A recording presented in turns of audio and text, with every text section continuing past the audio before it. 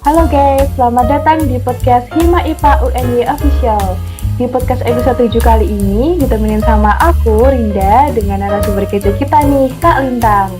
Di edisi kali ini dengan tema How to First Aid, kita akan membahas seputaran pertolongan pertama nih. Wah, pastinya udah gak sabar banget ya mau berbagi pengalaman sama narasumber yang tentunya sudah memiliki dasar-dasar dalam bidang tersebut. Karena tadi udah aku sempat sebutin sekilas nama narasumbernya, aku mau jelasin lebih lengkapnya lagi nih, siapa orang yang mau aku ajak bicara kali ini. Oke, dia adalah Kak Safira Lintang Anggraini, nama panggilannya adalah Kak Lintang.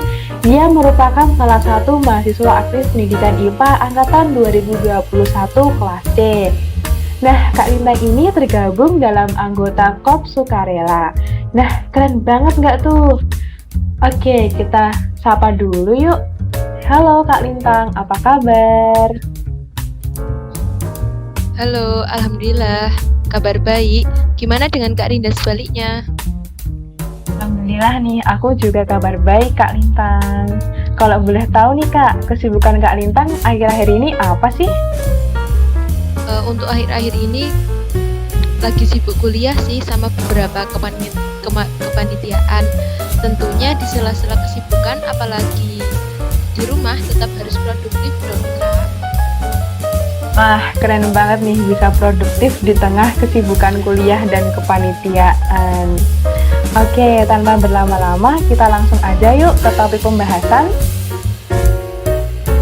Oh ya, Kak Lintang masih ingat nggak berita tentang Itaewon sama Kanjuruhan waktu itu? Masih inget dong, Kak? Aku lihat di berita-berita korbannya itu banyak banget ya, Kak? Nah iya Kak, bener banget. Aku juga lihat di berita tragedi tersebut tuh memakan banyak korban. Di Instagram sampai-sampai di Twitter tuh trending gitu mengenai tragedi di Kanjuruhan dan Itaewon. Kita juga terus berduka cita ya terhadap para korban dan keluarga tragedi di Kanjuruhan dan Itaewon. Ngomong-ngomong nih Kak, kan waktu tragedi di Kanjuruhan dan Itaewon itu ada korban yang jatuh terus mengalami patah tulang gitu ya Kak. Nah, menurut Kak Lintang, apa yang pertama kali dilakukan untuk memberikan pertolongan pertama para korban patah tulang ini sih Kak?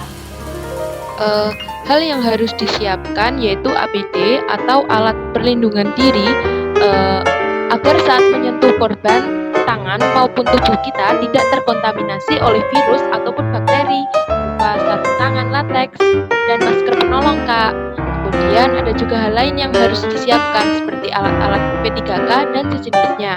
Nah, untuk pertama kali pertolongan nih Kak, penolong harus mengetahui gejala atau tanda yang telah terjadi saat korban memiliki patah tulang. Nah, pertamanya itu biasanya ada perubahan bentuk pada daerah yang patah, kemudian daerah yang patah tersebut sukar digerakkan.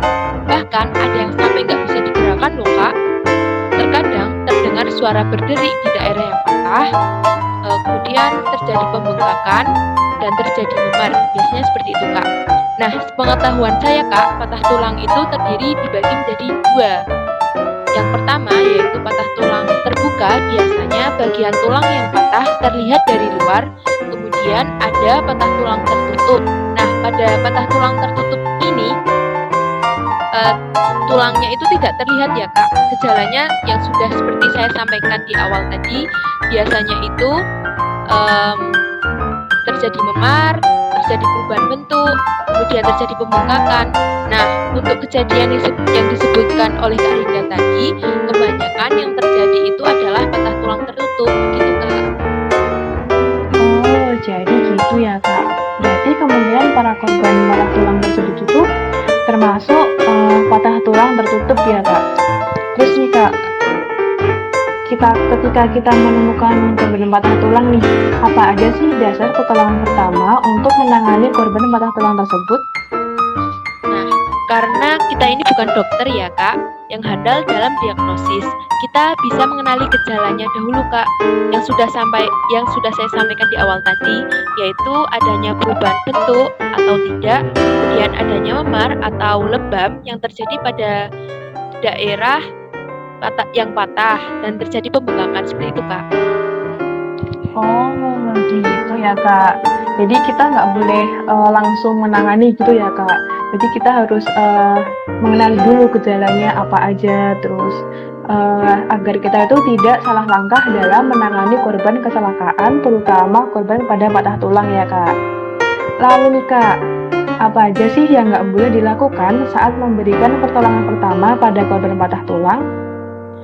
Saat akan menolong, usahakan jangan menggerakkan atau menggeser daerah yang patah. Selanjutnya, saat melakukan pembedaian, usahakan ikatan jangan terlalu kendur atau terlalu keras ya Kak. Jangan memasukkan ikatan pada bagian tulang yang patah, usahakan pada sela-sela bagian tubuh atau bisa mencari sela-sela di sekitar daerah yang patah. Seperti itu Kak.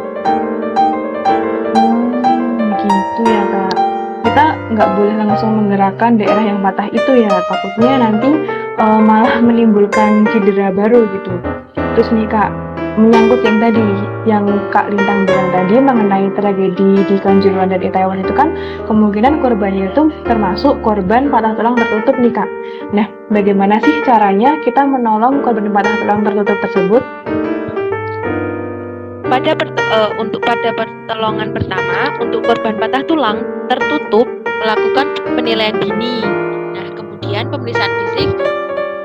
Namun, pada hal ini tidak semua orang bisa ya Kak, karena ada ahlinya seperti itu Kak.